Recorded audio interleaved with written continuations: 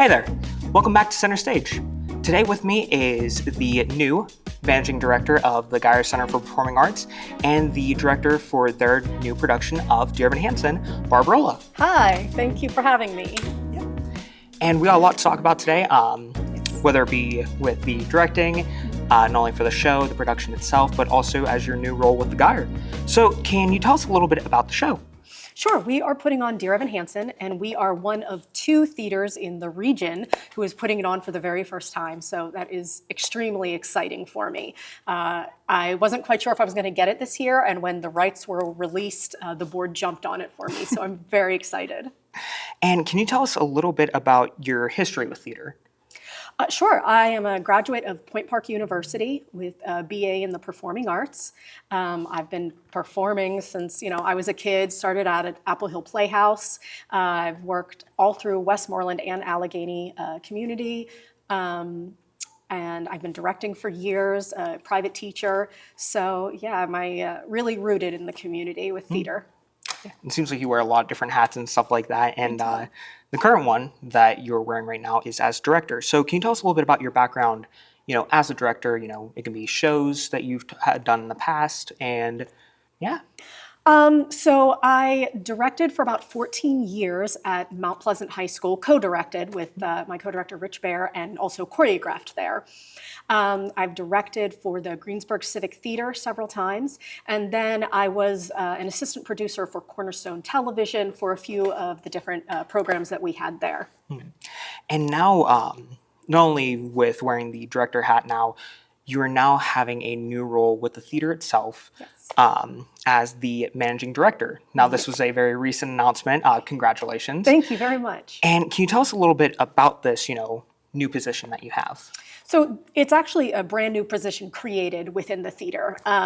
But so I will be taking on the role of actually managing the actual theater here, but also kind of wearing the hats of leadership when it comes to, assisting with marketing and fundraising and everything that kind of goes into building a business. And that's kind of how, I look at it. And when I spoke to the board, reminding them this is a business we're running. As much as it is a community theater, we can't forget that it's a business that needs leadership and strong management. Absolutely, yeah. And I feel like that's one of the strongest things that you can have with, any community theater and stuff like that. Both of us have been in the area long enough to know, what makes a really successful one is, just having that leadership. And, you do have to kind of treat it like a business to really make sure that everything, runs smooth, and on top of all that, make sure people come back. Yes. So with this new role, I want to know, what is the big goal moving forward with the Geyer? So one of the focuses is financial, of course. Want to get more financial commitment, but also making a bigger impact in the community. Yeah. Scottdale really sees the Geyer as kind of the hub. And so we want to be that for Scottdale, Connellsville, Mount Pleasant. We want to reach out, reach people who've maybe never been to the Geyer, never been to Scottdale, to bring in new business, bring in new patrons. So that's kind of our goal. Yeah, absolutely. And the big thing that you brought up is the community aspect. Yes. So as we know, me and you've talked a lot, behind the scenes and during rehearsals, that over the past few years and stuff, Geyer has had a very less than positive reputation, but within, the theater community as a whole in this area.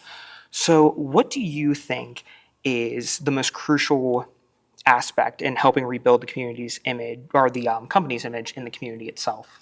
Communication. Communication is key, and I think that truly has what has been lacking, and just strong leadership here. When you have too many cooks in the kitchen, things get confuzzled, things get mixed up. People don't know who to go and talk to. How do I handle this situation? How do I handle that situation? Nobody kind of knows really who's in charge or who's running it. So that's why I'm here, to step in and say, hey, I'm going to be handling this from now on. Another issue, just like we deal with in Dear Evan Hansen, is social media. Social media can work for you or it can work against you. And so just kind of getting a hold of that, getting a hold of the rumors that are flying around and kind of, putting an end to that, putting these rumors and the bad social media to bed. And that's what I'm here to do. Absolutely. And I feel like going forward, and as I just said, when I asked the question, you know, over the years, this is actually my first show at the Geyer as with Dear Evan Hansen, and for me, I've noticed that for a lot of people, going into it, they're like, "Oh, you just got to be careful, all that stuff." And definitely with this show, I'm noticing a very strong leadership, strong communication.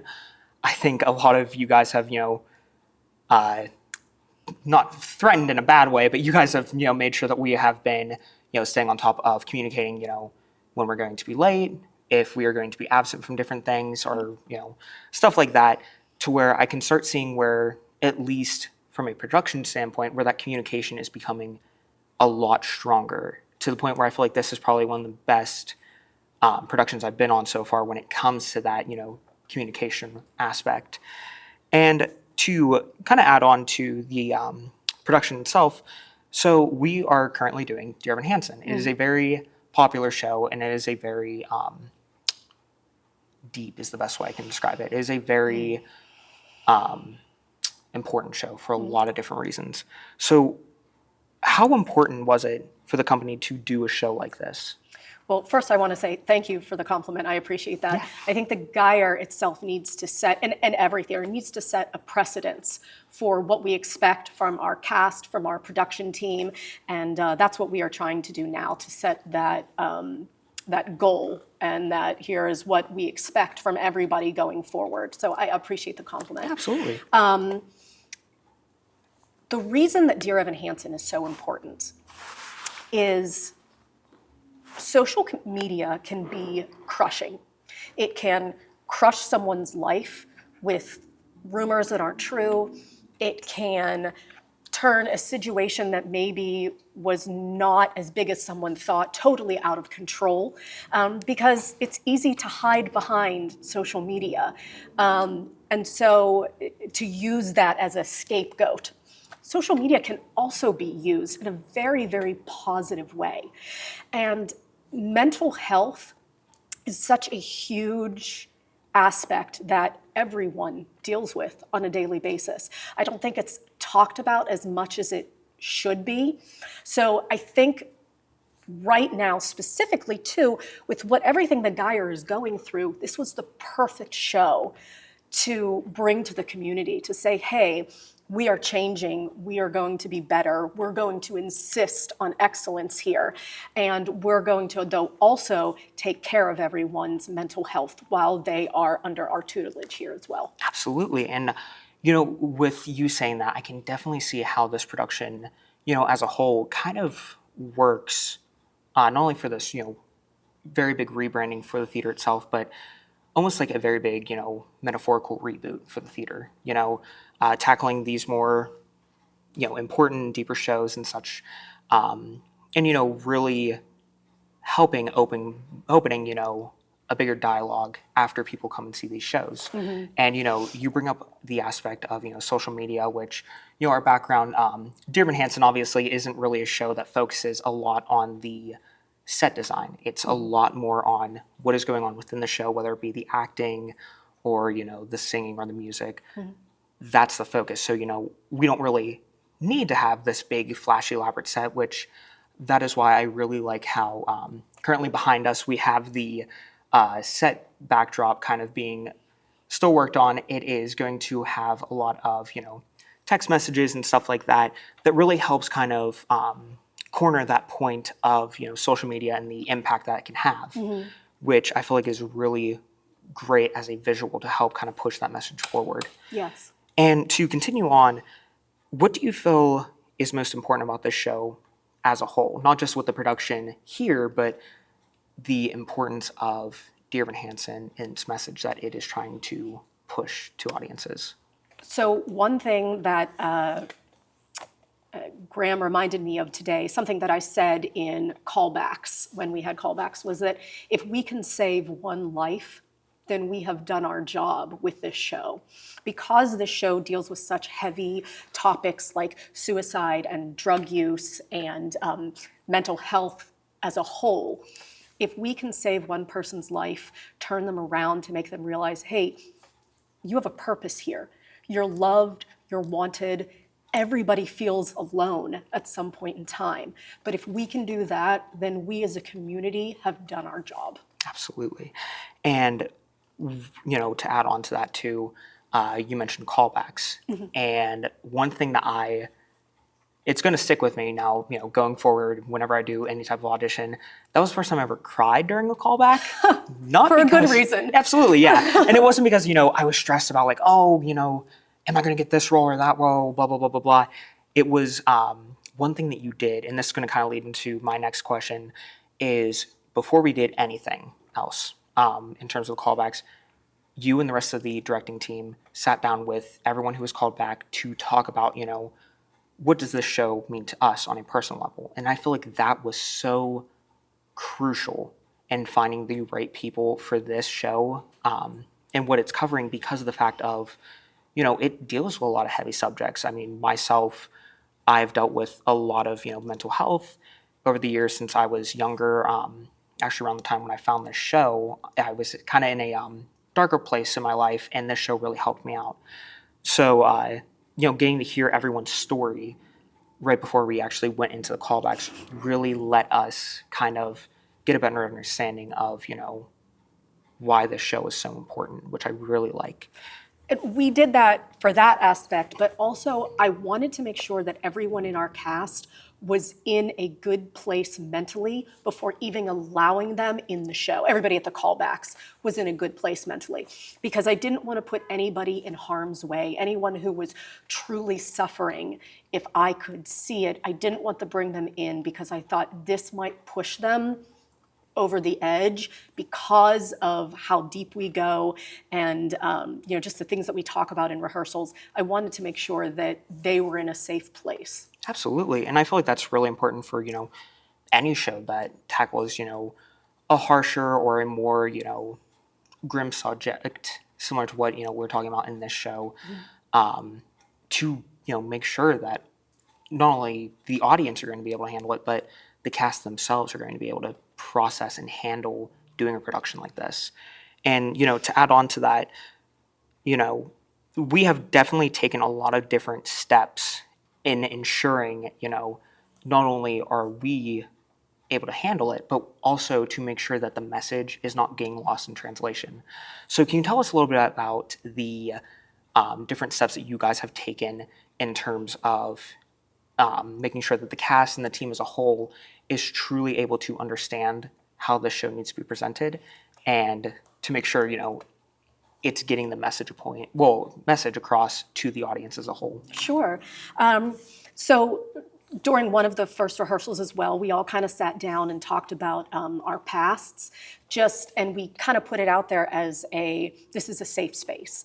And I wanted everyone to know that. And anything that we shared was just between the cast. So I wanted them to gain a respect for each other, the cast itself, and to know that, hey, we've all been down this road. But one of the things that I was most proud of is that I brought in a very dear friend of mine, Stephen, who has his master's in psychology and who deals with mental health. And we had an entire rehearsal dedicated to talking about mental health, how each of the songs coincided with different mental health issues.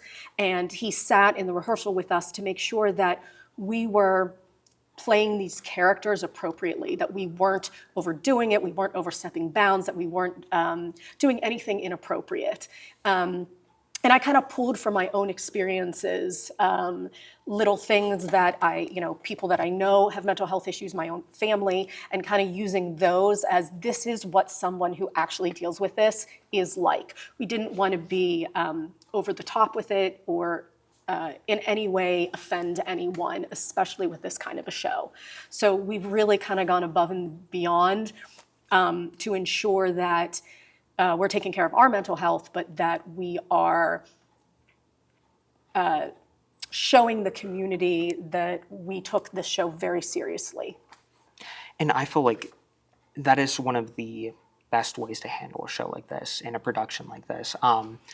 You see a lot of times with, whether it be community theater, some regional theaters, even full productions on a more professional scale, like, off Broadway or something, sometimes that message kind of gets lost in translation, whether it be from the directing standpoint, the acting standpoint, to where it almost feels like it is kind of artificially trying to, promote a certain message that the, original intent of the show was, but it just gets really lost in translation. It almost feels kind of like a slap in the face, not only to, you know, the show itself, but to the audiences who really hold, the messages close to them. And, stuff like getting to talk about what goes into our characters, and on top of that, also getting to talk to people in that profession of mental health really has helped not only the cast, you know, really refine these characters in the best way that they can be, but is also helping us as a whole kind of, better understand the situation at hand and what our characters are going through, which I think is very crucial to a show like this. And to continue on from that, can you tell us a little bit about this specific production and what can the audience expect when coming out to see it? So I always like to stick pretty much to the script. However, people who have seen my shows before, I always like to take the show to another level, maybe something that no one has ever done before. So I went to Lena, my choreographer, and there are 2 songs specifically that we added basically flashback scenes that are not portrayed through dance, and we kind of did that so we could see what was happening through Evan's eyes. And so I'm really kind of proud of those moments. I was just laying in bed one night and I was like, how do I get across the emotion that Evan is feeling, and how do I really bring that to life? I mean, you know, the kid who's playing Evan, he's fantastic, and he does that in his own way, but I wanted something even more visual to see. I wanted to pull the audience in even more to Evan's world. And so that is going to be a little different from other Dear Evan Hansens that you have seen before. And I feel like that those 2 moments that you're referring to really kind of help get, a little bit more of a visual for what the audience can, see. And then also, kind of like what you said, it is helping us kind of understand more of what Evan is going through. Evan himself is a very, at some points, kind of controversial, character in the world of theater. Some people, can understand what he goes through. Some people are kind of like, oh, he did kind of misuse a situation to kind of benefit himself, So, with that, it kind of allows us to get more into the mind of Evan, almost to let us understand him better, which I feel like that character is one that needs to be understood before, people kind of make a strong opinion about him. That's exactly why I did that. I feel like people judge Evan right off the bat. I know people who are like, oh, I don't like Dear Evan Hansen because, I don't like that there are no repercussions really for what he did. And that's not what the show is about. And so we can all place ourselves within each character in this show and see through see through their eyes and what their point of view was. I mean, nobody here can sit here and say, oh, I never manipulated a situation to get what I wanted. I mean, that's just a lie. So I wanted people to really be able to see that and see Evan for just a very flawed person like we all are. No one is perfect. And so I really wanted that to come across like, hey, we've all done this. We've all been there at some point. And, to add on to that, what do you want people as a whole, after coming and seeing this production, what do you want them to take away most with it? Forgiveness and mercy is key. And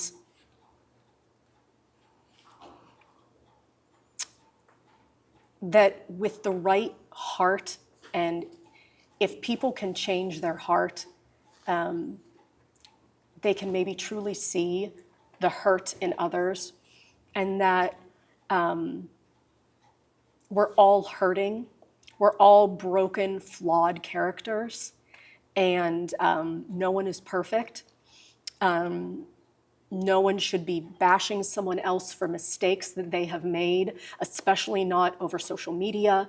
You know, everybody walks a path, and some paths are more broken than others, and it's just having compassion for that. Absolutely.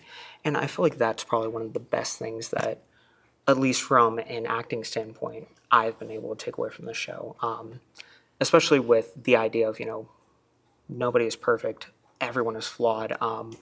We see that in this show where some people, their perspective of someone is very high and very, they look up to them in a certain way, but in reality, they're just as bad off, if not sometimes worse, and they're just able to put up a good front or something like that. And it's all about a lot of perspective. Yes. And we are nearing the end of our interview. So I have to ask, what is next for you after this production? Focusing on the managing director position here at the Geyer, really getting to know the community, getting to work closer with the board and the hundreds of volunteers that we have here, and just growing this theater into the potential that it has. Absolutely. And, with your kind of career with theater as a whole, I have to ask, for someone who wants to kind of follow in a similar, path or similar footsteps as you, what one piece of advice would you give to them? Training and experience. Absolutely. And not be trained by the same person over and over. It's something that one of my very first voice teachers told me was you should have a variety of teachers because you're going to learn something different from each. Take what you like and appreciate and respect from each one. And the things that you're like, nah, I can't agree with that, you throw it away and you move on. Absolutely, yeah. Yeah. And, I can even attest to that. Myself, I've had a lot of different teachers, whether it be for voice, acting.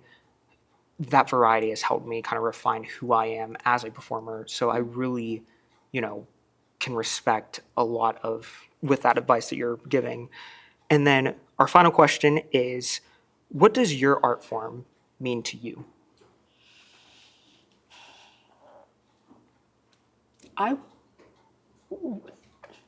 In a lot of the different shows that I direct, I actually say it quite often, I want to change lives.